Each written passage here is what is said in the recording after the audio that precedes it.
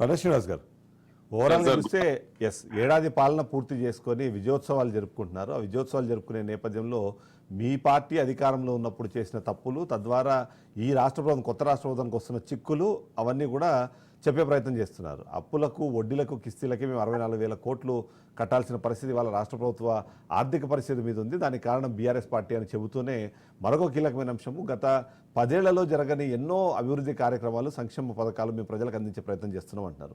విజయోత్సవాలకు సంబంధించి ఏమంటారు మీరు?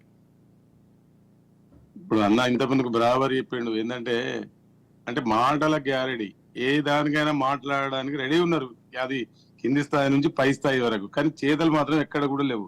ఈరోజు సంబరాలు జరుపుకుంటున్నారు, దానికి సంతోషం.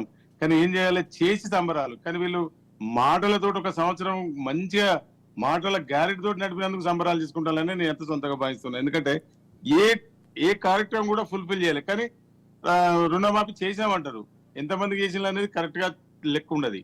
తర్వాత అన్ని కూడా మొత్తం ఇస్తున్నా అంటారు వాళ్ళు. మాకు అంటే కేసీఆర్ గారి కంటే 420 హామీలు ఇచ్చిళ్ళు, ఒక 6 గ్యారంటీలు అయితే ఎంబడే డిసెంబర్ 9న అన్నారు. ఇవి కూడా ఇప్పటి వరకు ఎక్కడ కూడా చేసిన లేదు. కానీ చేసిన దానికంటే ఎక్కువ మాత్రం మాట్లాడుతూ ఉన్నారు. అందుకొరకే విజయోత్సవాలు, సంబరాలు. అది ఇంత ఖర్చు, అసలు పైసలే లేవన్నప్పుడు ఎందుకన్నా మనకి షోకులు? మనకు డబ్బులు లేవు అని అంటున్నారు, మనం లోపడేట అంటున్నారు, అభివృద్ధి చేయలేకపోతుంటాం అంటున్నారు. మళ్ళీ సంబరాల పేరు మీద మళ్ళీ ఎందుకన్నా ఖర్చు పెట్టడం అవసరం లేదు కదా. నువ్వు మన ఇల్లు ఉంటేనే మనం ఎంత అయితే మనకు ఇన్కమ్ ఉంటుందో దాన్ని బట్టి మనం వెళ్తాం. మీరే చెప్తున్నారు మనకు లోబడియట్టు, వాళ్ళు చేసిన వాడికి వడ్డీ కడుతున్నాం, మార్పు కోరుకున్నారు, ప్రజలు మమ్మల్ని ఎన్నుకున్నారు, నువ్వు లంక బిందెలు అనుకో.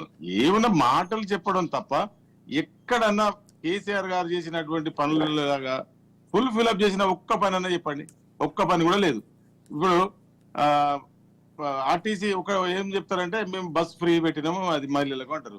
కేవలం గ్రామీణ ప్రాంతాలలో ఒక జిల్లా లెవెల్ మాత్రమే. మళ్ళీ హైదరాబాద్కి ఇట్లా పోవాలంటే మళ్ళీ ఎక్స్ప్రెస్ లైన్ అవన్నీ ఇవన్నీ మళ్ళీ డబ్బులు వసూలు చేస్తూనే ఉన్నారు.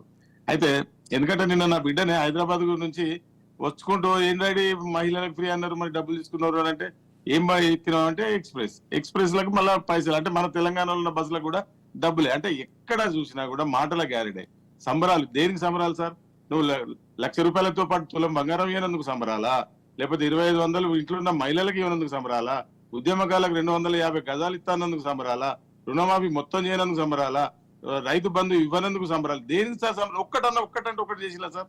నేను అందుకొరకే నేను ఏమంటున్నా అంటే, ఒకవేళ కనుక ఈ పరిశోధన చేసిన వాళ్ళకి డాక్టరేట్ ఇస్తారు, కానీ ఈ మాట్లాడిన దాంట్లో కూడా కనుక డాక్టరేట్ ఇస్తే రేవంత్ రెడ్డి గారికి, వారి మంత్రివర్గ వాళ్ళందరూ కూడా డాక్టరేట్లు మొత్తం ఇవ్వాల్సిందే. కానీ కాంగ్రెస్ వర్షం వినిపిస్తుంది శ్రీనివాస్ గారు. కాంగ్రెస్ ఏం వర్షం వినిపిస్తుంది అంటే, 1,00,000 రూపాయలు రుణమాఫీ చేస్తానని 10 సంవత్సరాల పాటు మీరు కాలయాపన చేశారు. కానీ మేము 21,000 కోట్లకు సంబంధించి ఒక్కటే సార్, నా పర్సనల్ గా ఒక విషయం చెప్తా సార్. వీళ్ళు ఇంత చేస్తున్నారు కానీ వీళ్ళకి ఆలోచన లేదు సార్. కేసీఆర్ గారు చేసి కేసీఆర్ తర్వాత ఏం చేయాలి, కేసీఆర్ బాగా చేశాం కాబట్టి. ఒక్క నిమిషం సార్, దాంట్లో కూడా కొన్ని సిస్టమ్స్, అంటే ఒక 5 ఎకరాల వాళ్లకు మేము ఇస్తాం ఏదైనా రుణం, 5 ఎకరాల వాళ్ళకి వస్తుందని అనుకోండి. అట్లా వీళ్ళకి 18,000 కోట్ల కంటే తక్కువ అవుతుండే. అందరికి ఇవ్వాలని కాదు, ఒక సిస్టమ్, ఒక ఉన్నోనికి లేనోని కనుక తారతమ్యం కనుక తీస్తే అవి అన్ని కూడా వర్తించే విధంగా ఉండవు. ఎందుకంటే ఇలా నువ్వు రుణమాఫీ అని చెప్పి కొంతమంది చేసినట్టు, కొంతమందిలో ఎంప్లాయీస్ మొత్తం తీసుకున్నారు. అసలు యాక్చువల్ గా రైతులకు రాలేదు సార్, కొంతమందికి ఒరిజినల్ రైతులు రాలే. కానీ నెలకు 1,50,000 2 లక్షలు ఎత్తుకున్న జీతం తీసుకున్న వాళ్ళకే పైసలు వచ్చినాయి. దాంట్లో ఒక సిస్టమ్ నేనుంటే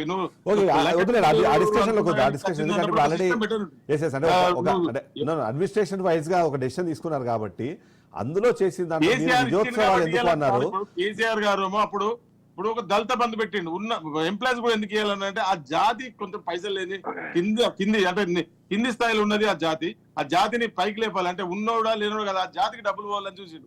అట్లా ఇది కాదు కదా సార్. ఇలా మీరు అన్నపాయింట్ కరెక్ట్. బట్ విజయోత్సవాలు ఎందుకు అని అంటే, 21,000 కోట్లు ఇప్పటికే మేము రుణమాఫీ చేశాం కాబట్టి మేము ఇప్పుడు విజయోత్సవాలు జరుపుకుంటున్నాము. మీరు గతంలో 10 సంవత్సరాల పాటు అధికారంలో ఉండి ఎన్ని ఉద్యోగాలు ఇచ్చారో క్లారిటీగా చెప్పలేని పరిస్థితుల్లో మేము వచ్చిన సంవత్సర కాలం కంప్లీట్ కాకముందే 50,000 ఉద్యోగాలు ఇచ్చాం కాబట్టి ఇప్పుడు మేము దానికి సంబరాలు జరుపుకుంటున్నాము అని చెప్పి 50,000 ఉద్యోగాలు అంటే నమ్ముతారా సార్? మీరే చెప్పండి. నోటిఫికేషన్ వచ్చిందా సార్? ఎక్కడన్నా నోటిఫికేషన్ ఇచ్చిందంటే మేము తప్పకుండా మేము అంగీకరిస్తాం. 50,000 30,000 ఉద్యోగాలు మేము చేసినాయి. కొంత టెక్నికల్ గా కొంత పెండింగ్ ఉంటే నువ్వు సర్టిఫికెట్లు పంచుతాను. అంటే నేను పెట్టిన చెట్టుకు కాయలు వస్తే మీరు తింటాను. అయితే సరే అయినా తినండి. మేము ఇప్పుడు ప్రజలు చూస్తా ఉన్నారు. ఎవరు ప్రజల పక్షం నుండి పనిచేసిళ్ళు, ఎవరు ఈ కూల్చివేతలకు గాని ఈ సంక్షేమ పథకాలు రాకపోవడానికి కారణం ఎవరు అనేది ఇవన్నీ స్పష్టంగా తెలుస్తుంది. కానీ ఎవరు అంటే కాంగ్రెస్ పార్టీ చెప్తున్న పేరు బీఆర్ఎస్ పార్టీ అని. ఏం సార్? బీఆర్ఎస్ పార్టీనే ఈ మొత్తం ఇప్పుడు మేము చేయాలనుకున్న సంక్షేమాలు చేయలేకపోవడానికి కానివ్వండి, ఇప్పుడు చేయాలనుకున్న అభివృద్ధి చేయడానికి ఆటంకంగా మారింది. గతంలో ఆర్థికంగా ఏదైతే రాష్ట్రాన్ని పరిపుష్టి చేయాల్సిన పరిస్థితుల్లో అప్పుల తెలంగాణగా మిగిల్చారు. 7 లక్షల కోట్లు మాకు అప్పులు మా నెత్తిన పెట్టిపోయారు అన్నది ఇవాళ కాంగ్రెస్ పార్టీ చెప్తుంది. ఇప్పుడు సార్ మనకు అప్పియాలంటే కూడా కొంత మనకు విలువలు ఉండాలి మన రాష్ట్రానికి. ఇలా సెక్రటరీ ఉన్నది గంత బ్రహ్మాండంగా కట్టుకున్నాం. దాంట్లో మీరు పోయి ఉంటలేరా, అనుభవిస్తలేరా? కలెక్టరేట్లు ఉన్నాయి, సార్ కట్టిండు, మీరు ఉంటలేరా? కాళేశ్వరం కట్టిండు, ఎకరా నీళ్లు అందరి పొలాలకు వస్తలేవా? ఇట్లా అభివృద్ధి అనేది నిరంతరంగా జరుగుతుంది సార్. అది వీళ్ళు చెప్తాను ఆగుడు, వాళ్ళు చెప్తాను ఆగుడు కాదు. నేనేమంటున్నా అంటే మీరు అప్పుడు చేసిన దానికంటే ఇప్పుడు ఎక్కువ చేయండి. మీరు గవర్నమెంట్ నడుపుతా ఉన్నారు, మీరు 24 గంటలు లేవు లేవు లేవు అని కూడా ఎట్లా సాధించి ఇప్పుడు మొన్న ఢిల్లీకి వెళ్ళి సార్, ఢిల్లీకి వెళ్ళి మంత్రులను కలిసి వినతి పత్రాలు ఇస్తాను. ఏది ఎమ్మెల్యే కదా ఊరికైతే మొత్తం ఇవ్వండి, అవి నాకు భూమి ఒకరు ఇస్తారు, నాకు పెన్షన్ అట్లా వీళ్ళు కూడా పోయి ఇస్తారు. కానీ ఒక బీజేపీ వాళ్ళని మీరు కూడా ప్రశ్నించవచ్చు కదా, అధికారంలో లేకపోయినా ప్రతిపక్ష పార్టీగా పక్కనే బీజేపీ వాళ్ళని అడగొచ్చు కదా, ఎందుకు 28 సార్లు మీరు పిలిపించుకున్నారు ఆయన అడిగే. అదే పాయింట్ వస్తున్నా సార్, అదే పాయింట్ వస్తున్నా. మీరు ఇక్కడ 8 మంది కాంగ్రెస్ నుంచి, 8 మంది బీజేపీ నుంచి గెలిచిళ్ళు. ఇక్కడ 8 మందిని కాదని మీరు పోయి పైసలు ఇస్తారా సార్? సాధ్యమైన చిన్న విషయం సార్ ఇది. మనం ఏదైనా పని చేయాలనుకుంటే వారికి ఎవరి దగ్గర వారు ఎవరిని తీసుకపోతే పని అవుతుంది అని చూస్తాం. ఆ చిన్న టెక్నిక్ లేదా సార్ రేవంత్ రెడ్డి గారికి, ఆ ప్రభుత్వానికి? ఇక్కడ ఉన్న 8 మందిని తీసుకుపోయి 2 మంత్రులు ఉన్నారు సార్ మనకు. ఈ 2 మంత్రులు 8 మంది ఒకసారి టీ పార్టీ పెట్టి పిలిచి కూర్చుండబెట్టి మన రాష్ట్రానికి ఫండ్స్ అవసరం, పక్క రాష్ట్రం అయినటువంటి ఆంధ్రప్రదేశ్ పోతున్నాయి, మనకు వస్తలేవు. కానీ భయం ఏంటంటే అట్లాంటి ఏదో నాకు యాక్టివిటీ చేయగానే బీఆర్ఎస్ వెంటనే బయటకు వచ్చేసి కాంగ్రెస్ బీజేపీ కుమ్మక్క అయిపోయినాయి. బీఆర్ఎస్ ఇప్పుడు అనుకుంటా 45 నిమిషాలు మాట్లాడితే 40 నిమిషాలు బీఆర్ఎస్ కేసీఆర్ అని మాట్లాడు. 24 గంటలు అదే స్మరణ సార్. నేనేమంటున్నా, కేంద్రానికి పోయేటప్పుడు ఇక్కడ ఉన్నటువంటి 2 మంత్రులను 8 మంది ఎంపీలను తీసుకొని పోవచ్చు కదా, వాళ్ళతో కూడా రిప్రజెంట్ చేస్తే వాళ్ళు కొంచెం కన్వీనెంట్ అవుతారు కదా. కంక్లూడ్ చేద్దాము. ఒకవేళ సరే కాంగ్రెస్ పార్టీ వాళ్ళు పిలవకపోయినారు, మీరు 2 కేంద్ర మంత్రులు ఉన్నారు కాబట్టి ఆ మిగిలిన ఎంపీలని మీరేదో తీసుకెళ్లిపోయి రేవంత్ రెడ్డి ఒకరు ఎందుకు వెళ్ళడం ప్రతిసారి? 2 ఎంపీలందరినీ తీసుకెళ్లి మన అందరం కలిసి మన రాష్ట్రానికి ఏదన్నా సాధిద్దాము అన్న ఇనిషియేషన్ మీరు తీసుకోవచ్చుగా.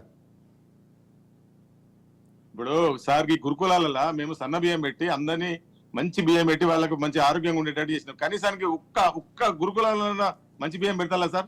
నేను కంక్లూడ్ చేద్దాము, నేను మీ దగ్గరకు వస్తాను, కంక్లూడ్ చేద్దాం. శంకర్ గారు, మీరు ఇనిషియేటివ్ తీసుకోవచ్చు కదా, ఎందుకంటే ఈ రాష్ట్రంలో ఈసారి కాంగ్రెస్ పార్టీ అమలు చేయలేని హామీలకు కారణంగా చూపిస్తుంది నిధుల లేమి అని. అవకాశం ఉన్నంత వరకు ఇప్పించే ప్రయత్నం చేయొచ్చు కదా బీజేపీ.